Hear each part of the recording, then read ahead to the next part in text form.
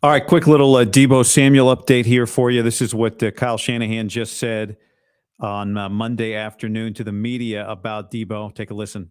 It wasn't broken, so that was a real good sign. But still hurting too much for us to really have an idea how it's going to heal up this week. So we just got to be patient, see how he feels on Wednesday, and based off if it's improving, it'll give us a better idea whether he has a chance for the game or not. If we know he's not available, which I think hopefully we would know that by Wednesday, Thursday, Friday, at least in those 3 days, then it makes it easier, at least from a game plan standpoint. You don't have to do much, but if there's any chance, which I think we'll have a better idea by Wednesday, obviously there'll be things in there for him. So this sounds like it's about pain for Deebo, which is good. I mean, for them, for the team, tough for Deebo because he may be able to or may not be able to. Is this something that taking a shot can get him through the game? Those will be the questions that they're trying to figure out on Wednesday. I mean, obviously, you may not know the exact answer to that on Wednesday. Deebo, you would think, you know your body pretty well. You got an idea. If the injury happened on Saturday, you get Sunday, Monday, Tuesday, Wednesday. You'd think you got a pretty good idea on Wednesday. Am I going to feel good enough by Sunday? Am I going to feel good enough by Friday? Am I going to feel good enough by Thursday? You can hear Kyle. They don't want to wait up until he doesn't want to wait up until warmups on Sunday to know if he's good to go, right? Because he's got a game plan to put together. And it sounds like he's confident that, they would know by Friday. You would know Friday that's almost a week from the injury. If Deebo Samuel's not feeling better by Friday or better, well enough to play by Friday, then he's probably not well enough to play on Sunday. So Wednesday will be the next day that you get an update on Deebo. It sounds like the consideration there is going to be, is it just pain management? And if it continues to just look like pain management, does a shot get it done? If it's pain management on this last Saturday, a shot probably at halftime doesn't get him numbed up, quote unquote, in time to play. And so maybe that's why it's not a consideration there. But for this week, they'll have a good idea by Monday. Wednesday, they'll probably already know by now. It's hard to say you expect him to play, but the last time he had a fracture, he did not play. This time he does not have a fracture. So I think you'd have to be a little bit hopeful that he'll play. The one thing with Kyle, and I said this earlier before we had this update this morning in a live stream I did, hit that like button, subscribe to the channel. That helps. We appreciate it very much. I appreciate it very much. Is that Kyle historically doesn't do the decoy thing. If you are dressed and you are on the field, I'm not going to keep you out of, this is the way it looks like Kyle thinks about it. I'm not going to keep you out of certain situations, right? We've talked about this over the years, over the season, with Christian going back to last year to McCaffrey. We wondered about it after Brock got the concussion in Minnesota. Would they stop quarterback sneaking? They have not stopped quarterback sneaking. At times it looks like, McCaffrey's a little beat up. What are they going to do? They're going to play him and they're going to run him the same way. So if Deebo plays in this game, if he's dressed out for this game, I would not expect him to be a decoy. First of all, they have Juwan Jennings is too good of a player to only have Deebo out there as a decoy. Maybe you work him in a little bit, but you'd be hard pressed to use an active spot on the game day roster for a player who cannot contribute. There's not enough spots. You just don't do that. So I don't think they would do that. I think if Deebo can't go, he's not dressed out. And I think if he is dressed out and he's 60%, they're going to use him the way they normally use him. If Kyle Shanahan wants to run and end it around to Deebo on the third play of the game, then he's going to do it. I think he does treat it's black or white. If you're in, we are calling the game like you're in. And I think early is probably the time when it feels the best. Early is going to be the time to do it. Right? Early is going to be the time to give him the end around, because that's when, if he gets a shot to play, that's when it probably feels the best.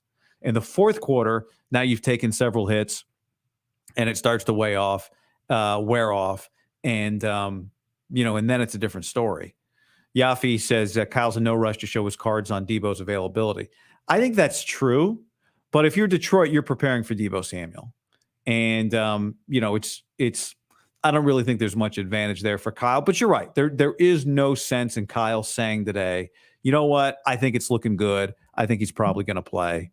Partly because it is out of his hands. It's not his decision, right? Whether or not he feels good enough to play, that's Deebo's decision, whether he feels good enough to play. And you put your guy in a tough spot if you say, oh, I think he's going to play, He's good to go. He's a tough guy. Tough guys play, and then he doesn't play. So you put him in a tough spot. And when you've got a guy like Deebo who's already proven to you that he's a war daddy, there's really no sense in putting him in that position. But Yafi, you're not wrong. Like there's no sense in saying anything that you don't need to say before you need to say it. The injury report will say what it says, and it'll list him as questionable. I'm sure. You hope it's questionable, not doubtful. We'll see middle of the week. If he's questionable middle of the week, then you'd have to feel pretty good about it. CJ Gardner-Johnson, is he going to say something in these next few days? He talks a lot. He talked about Baker last week. Baker talked about him. I don't know why Baker's picking fights, but I love it about Baker. But is he going to say something this week? I don't think that affects Deebo in the slightest, other than if you give Deebo Samuel the ball at 65% shoulder, whatever it is, he is not going down early. He is not going out of bounds. He is taking on whoever he's got coming at him, and he's taking on CJ Gardner-Johnson especially. CD Deuce is what I learned reading some Detroit articles. That's what they call him. So, yeah, I mean, Deebo's not going to – there's no go easy. There's no 70%, 80%, put him on the field, maybe. There's only 100%. And hopefully he can be 80. Because if he's 80, he's 100. I think that's the way the 49ers – that's the way they view it. And the good news for the Niners, if he can't go, there's no really good news. But as opposed to it happening in the game, you're prepared for it. I think you'd have to also be prepared. Shanahan would also have to prepare for the possibility that Deebo plays the game and doesn't finish the game. But I'd be surprised. But you have to be prepared for that. They were not prepared for that this last week, as evidenced by the play they ran to Juwan Jennings. Accidental, mistake, didn't switch out the wristbands. A lot going on, but they did not. They wasted a play. They wasted a play. Rightfully didn't want to waste the time out there, but they wasted a play because they didn't handle that transition well. So they'll have to be more ready for that. But the good news for them is Juwan Jennings has proven he's a different player. But if Juwan Jennings gets more snaps because Deebo Samuel gets less snaps, it's not an upgrade overall, right? Deebo is paid what he's paid for a reason, but you did see that catch Juwan made. I don't know if Deebo can get high enough to make that catch. So Juwan does bring something to the table. It's not a total negative. You lose it all if you replace Deebo Samuel with Juwan Jennings. You wouldn't suggest it. And in an ideal world, you get Deebo plus Juwan. But the good news, my point is, you can still beat the Detroit Lions without Deebo Samuel. All things considered, this is progress. For those who missed it, last week I interviewed Juwan Jennings in the 49ers locker room. You can watch that on this YouTube channel. And I asked him, why do you get so many first downs? And he said, because I get a lot of third down catches, with a smile. But yeah, he's one of the best at it. The best first down guy in the league is actually Brandon Ayuk. But Jennings is clutch. Not sure how bad it is for Deebo, but if it's possible for him to play and not just run over people, he will still get targets. Probably less yak. Can't hurt him though. More tosses to others. It sounds great on paper, but I just don't think that's how it works.